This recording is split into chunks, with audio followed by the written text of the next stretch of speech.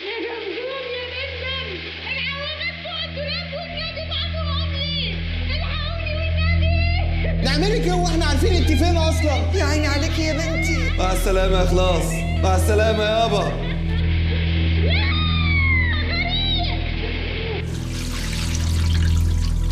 يا دي النيلة، المايه شكلها قطعت. طب أنت كريم يا رب. الو يا اسطى فتحي، ما قطعت تاني يا عم. انت مش قلت لي ان انت ظبطتها بعد ما ركبت المحبس؟ بقول لك انا شغل الصنايعيه ده ما ينفعش معايا.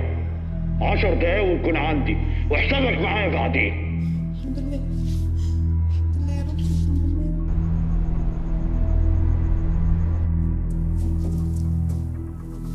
ايه ده؟ ايه الهبل اللي بتعمليه ده يا حاج؟ بسلي وقتي على ما السباك يجي.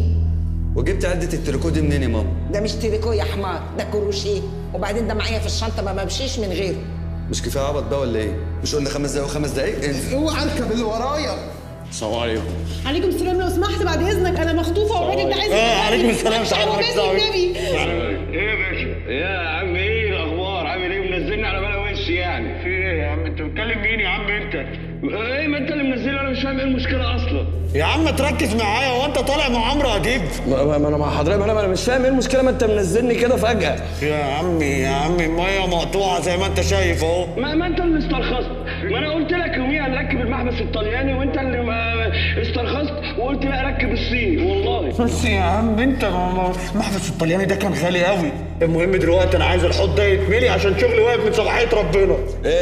ماشي، يبقى اجيب المواسير من اولها وشعرها عشان قوه الدفع لا مؤاخذه. يا عم طيب خلصني عشان انا عايز يلا غرقه واخلص. خلاص وديني اول المواسير. تعالى يا عم اتفضل. هتوديني اول المواسير؟ ايوه يا عم تعالى. السلام عليكم. يا عم مالكش دعوه. حضرة السباك لو سمحت.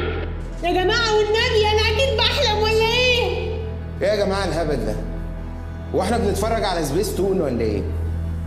هو إزاي السباك ده ما استغربش لحظة واحدة إن في واحدة محبوسة في حوض إزاز وهتغرق؟